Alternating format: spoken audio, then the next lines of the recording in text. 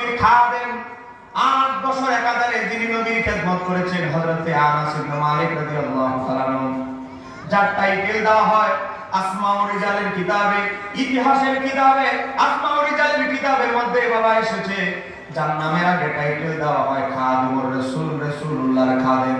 বুঝতে বলেন না সুবহানাল্লাহ। আমি হুজুরের খাদেম, কুফির সাহেবের খাদেম নয়, আল্লাহর হাবিবের খাদেম। বলেন আল্লাহর হাবিবের খাদেমের মর্যাদা কম না অনেক বেশি? এই বলেন কম না অনেক বেশি?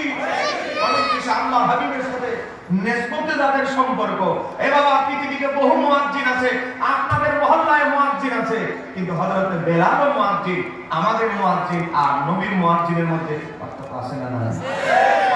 বেলাল নবীর মুয়াজ্জিন কেমন মুয়াজ্জিন? মুসনাদ আহমদের হাদিস মায়েশা সিদ্দিকা রাদিয়াল্লাহু তাআলা আনহা থেকে বর্ণিত, আমার নবী একবার স্বপ্নে জান্নাতুল ফিরদাউস ঘুরতেছেন। আমার নবীর মেরাজের ব্যাপারে আল্লামা কিরমানি শরহে বুখারীর মধ্যে উল্লেখ করে নবীর মেরাজ হয়েছে টোটাল 37 বার। বলেন সুবহানাল্লাহ। একবার হয়েছে সশরীরে, ওই যেটা জানি আমরা সামনের মাস আসতেছে রজব মাস, একবার হয়েছে সশরীরে আর বাকিগুলো স্বপ্নে। স্বপ্নে জান্নাত, স্বপ্নে ঊর্ধ্বগমন ভ্রমণ করেছে। এবার আসে আমার নবী একবার জান্নাতে গেলেন, জান্নাতে ঘুরতেছেন, একটা কণ্ঠের আওয়াজ শুনলেন। আমার নবী বললেন, একজন ফেরেশতাকে ডেকে বললেন, ফেরেশতা এই কণ্ঠটা তো আমার পরিচিত মনে হচ্ছে। একজন ফেরেশতা উত্তর দিল, ইয়া রাসূলুল্লাহ এটা আপনার মুয়াজ্জিন। ওই যে হযরত বেলাল রাদিয়াল্লাহু আনহু বলে আপনার মুয়াজ্জিন হযরত বেলালের কণ্ঠের ধ্বনি। বললেন না সুবহানাল্লাহ। কেমন মুয়াজ্জিন? যার কণ্ঠের পাওয়ার, তার কণ্ঠের জালালি পাওয়ার কোন মাকামে চলে গিয়েছে। নবীর একজন সাহাবী হযরত হারিসা ইবনে নুমান রাদিয়াল্লাহু তাআলা, তিনি একজন নবীর সাহাবীদের মধ্যে দানবীর সাহাবী ছিলেন। একবার আমার নবী জান্নাতের মধ্যে ঘুরতেছে, আমার নবী কোরআন তেলাওয়াতের আওয়াজ শুনতেছে। একটু জোরে বলেন না কি তেলাওয়াত? একটু জোরে বলেন না কি তেলাওয়াত? আমি একটা ঘন্টা কষ্ট দিচ্ছি আপনাদেরকে, একটা ঘন্টা কি ধৈর্য ধারণ করতে পারবেন বাবা? আমি আগে বলেছি কোরআন হাদিসের বাইরে কথা বললে দাঁড়ায় প্রশ্ন করবেন, আমি ওই হুজুর না। প্রত্যেকটা কথা বলতেছি আমি হাদিসের নাম্বার সহ, কিতাবের নাম, সাহাবীর নাম সহ বলছি, মনোযোগ। মায়েশা সিদ্দিকা রাদিয়াল্লাহু তাআলা আনহা থেকে আরেক রাওয়ায়াত, আমার নবী জান্নাতের মধ্যে ঘুরতেছেন, জান্নাতের মধ্যে ঘুরতেছেন, একটা কোরআন তেলাওয়াতের আওয়াজ নবীর দরবারে ভেসে আসলো। আমার নবী বলে এই কণ্ঠটা তো আমার পরিচিত মনে হচ্ছে। আমার নবী ফেরেশতাকে জিজ্ঞাসা করলেন, এটা কার কণ্ঠের আওয়াজ আমার কাছে আসতেছে? ফেরেশতারা বলতে লাগলো, ইয়া রাসূলুল্লাহ এটা আপনার সাহাবী হযরত হারিসা ইবনে নুমানের কণ্ঠ। সুবহানাল্লাহ। আমার নবী বেলালকে বললেন, বেলাল জান্নাতে গিয়ে আমি তোমার কণ্ঠের আওয়াজ শুনেছি, বেলাল তুমি কি এমন আমল করো? হযরত বেলাল বলতে লাগলো, ইয়া রাসূলুল্লাহ অন্যান্য মানুষ যেভাবে ফরজ ইবাদতগুলো করেন, ওয়াজিবগুলো করে, সুন্নাতে মুআক্কাদাগুলো করে, আমি সবগুলোই করি, তবে অতিরিক্ত হিসাবে কয়েকটা কাজ আমি সব সময় আঞ্জাম দিয়ে থাকি।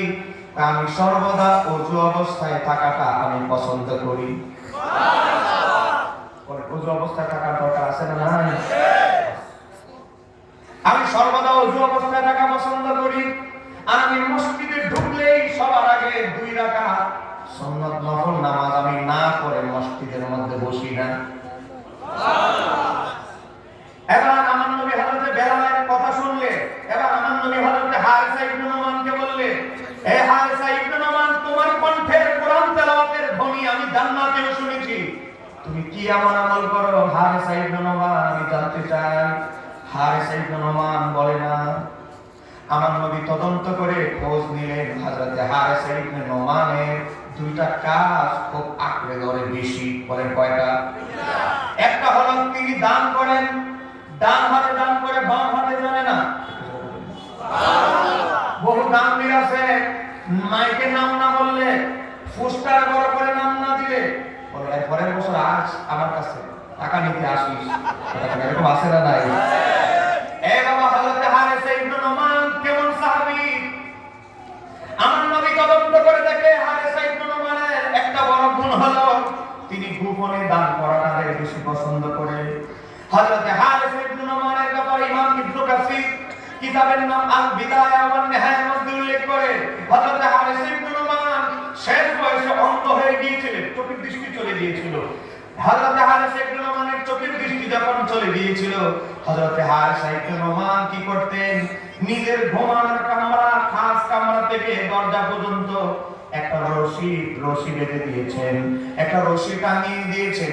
ভিক্ষুকরা যখন ওনার ঘরের দরজার সামনে এসে ভিক্ষা তালাশ করত, সাহায্য প্রার্থনা করত, ওনার ছেলে ছিল, আওলাদ ছিল, পরিবার ছিল, কাউকে তিনি সহযোগিতা দান সৎকার করতে অনুমতি দিতেন না, বলতেন আমি নিজ হাতে আমার দান আমি করব। জোরে বলেন না সুবহানাল্লাহ। চোখের দৃষ্টি নাই, কিভাবে দান করতো? ওই রশি টানিয়ে রেখেছে নিজের খাস কামরা থেকে, অন্ধকার তো, অন্ধ দেখে না চোখে, এই রশিটা ধরে ধরে ধরে ধরে পরের দরজার সামনে আসতো, তারপরে ভিক্ষুককে নিজের হাতে দান সৎকার করতো। ওনার স্ত্রী জিজ্ঞাসা করে, ও আমার স্বামী, আমরাও তো আপনার পক্ষ থেকে দান করে দিতে পারি, সওয়াব তো একই জায়গায় হবে, তো আপনি নিজ হাতে কেন দিতে চান? আমার নবীর সাহাবে হযরতে হারিসা ইবনে নোমান বলে, আমার নবী তার নুরানি জবানে ইরশাদ করেছে, যারা নিজ হাতে দান করে আমার আল্লাহ তাদের মৃত্যুর যন্ত্রণা থেকে তাদেরকে হেফাজত করবে, তাদের মৃত্যুটা সহজ করে দেয়। এজন্য আমি চাই আমার দানটা আমার হাত দিয়ে দিতে, তোমার হাত দিয়ে দেওয়ার দরকার নেই, আমার হাত দিয়ে আমি দিব।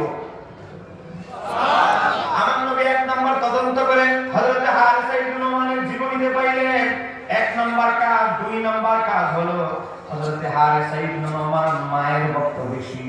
মা খাইলে, মা যদি খাইতো তিনি খাইতেন, মা না খাওয়া শুরু করলে, মা যতক্ষণ না খাইতো হযরত হারিসা ইবনে নোমান খাবার গ্রহণ করতেন না।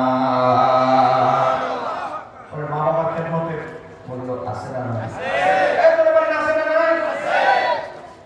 এই বাবা সহিহ বুখারী শরীফের হাদিস। আমার আলোচ্য বিষয় মা বাবার খেদমত নয়, অন্য কথা প্রসঙ্গে ঢুকে গেছে জন্য বলছি। সহিহ বুখারী শরীফের হাদিস, উসিলা হলো দুই প্রকার, কখনো ব্যক্তি উসিলা হয়, কখনো আবার আমল উসিলা হয়। কথা বলেন না ঠিক কি? দুই ধরনের কথা কোরআন হাদিসে আছে। বনি ইসরাইলের তিনজন ব্যক্তি, তুফান শুরু হয়ে গেছে ঘূর্ণিঝড়ের মতো। এখন তুফানে যদি দাঁড়ায় তাকে তুফান উড়ায় কোথায় নিয়ে যায় ঠিক ঠিকানা নাই। তিন বন্ধু মিলে গুহার ভিতরে ঢুকছে। বলেন বন্ধু কয়জন? আপনাকে একটু আওয়াজ দিতে পারবেন ইনশাআল্লাহ? 50 মিনিট কষ্ট করে, আর আপনারা বললে আমি আগাবো, না হলে মুনাজাত দিয়ে দেব। মনোযোগ, আমি এখানে হাদিয়ার জন্য আসিনি, আমার চাচা বাবা বিছানে আসছে। বহু এই মাসে 47টা মাহফিল, কোনো না কোনো জায়গাতে হাদিয়া আছে। আমার চাচার মাহফিলে আসছি মহাব্বতে, আপনারা যদি একটু মহাব্বতে বসে তাহলে কিছু কথা বলবো। গভীর মনোযোগ।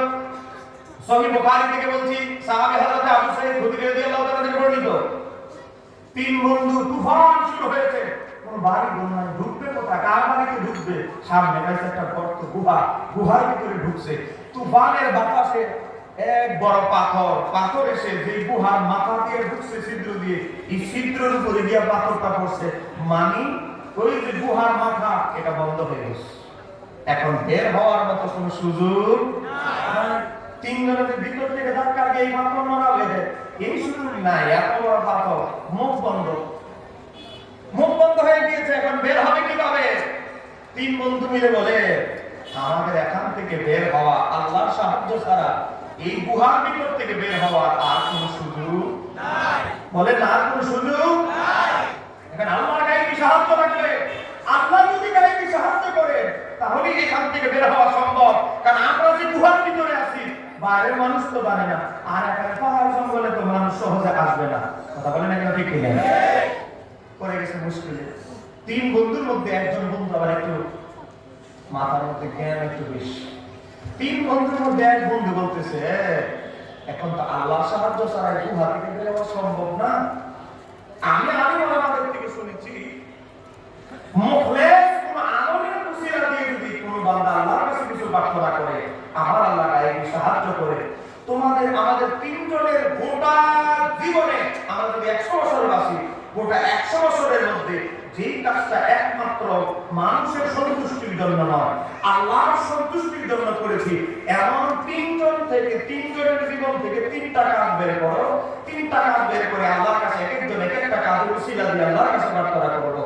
আল্লাহ যদি গায়েবী সাহায্য করে তাহলে ইনশাআল্লাহ আমরা এই গুহা থেকে বের হবো। বলে রিজিকের মালিক কে? আল্লাহ। একজন বন্ধু শুরু করলো,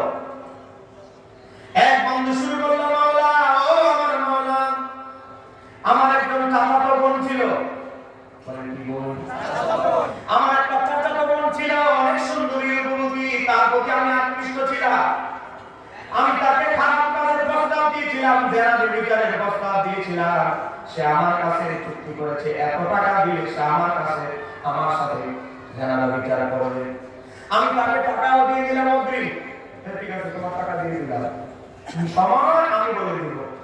আমি তার কাছে গেলাম জেনা বিচার করার জন্য, খারাপ কাজ করার জন্য। আমি যখন তার কাছে গেলাম, তার শরীর হাত স্পর্শ করার পর মাওলা, ও মাওলা, কলবের মধ্যে মাওলা তোমার ভয় আমার কলবে জাগ্রত হয়ে গেল। সামান্য একটু সময় কাটানোর জন্য আমি আল্লাহর বাধ্য হব, কবিরা গুনাহে লিপ্ত হব, এটা তো হতে পারে না। ও মাওলা, আমি কিন্তু ওই আমার চাচা বোনকে টাকা পেমেন্ট করেছি, আমি খারাপ না কাজ না করে ও মাওলা তোমার ভয়ে ঘর থেকে বের হয়ে গিয়েছি, আমি তার থেকে টাকা ফেরত নেই নাই, আমি তার সাথে খারাপ কাজে লিপ্ত হই নাই। ও মাওলা, তোমার ভয়ে আমি মাওলা জেনার বিচার ছেড়ে দিয়েছি। এই কাজটা যদি মাওলা তোমার দরবারে পছন্দ হয়, এর উসিলায় মাওলা পাথরটা এই গুহার মধ্যে থেকে তুমি একটু সরায়া দাও। সুবহানাল্লাহ। এবার গভীর মোনাজাত করেছে, মাসেহম করেছে। পাথরের গুহার মুখের 3 ভাগের 1 ভাগ সরে গেল। একটু জোরে বলো তবে কি সুবহানাল্লাহ। 3 ভাগের 1 ভাগ সরে গেল, আর বাকি আছে কয় ভাগ? ঘুমায় গেছে বলেন না, বাকি আছে কয় ভাগ? ওই যে পাথরের মুখে, এই যে গুহার মুখে যে পাথর, 3 ভাগের 1 ভাগ সরে গেছে। অটোমেটিক দোয়া শেষ, অটোমেটিক সরে গেছে। সবাই মাঝখানে ডিস্টার্ব হয়েছিল তো, বক্তা এখন একটু পরিবেশটা ঠিক করতে চাচ্ছি। গভীর মনোযোগ। 1 নাম্বার দোয়া শেষ, এবার তুই দোয়া কর। এবার 2 নাম্বার মোনাজাত দোষ।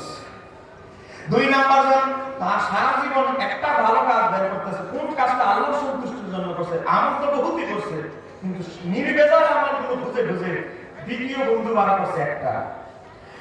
মাওলা, ও মাওলা, আমার জীবনে একটা ভালো কাজ তোমার দরবারে উপস্থাপন করছি মাওলা।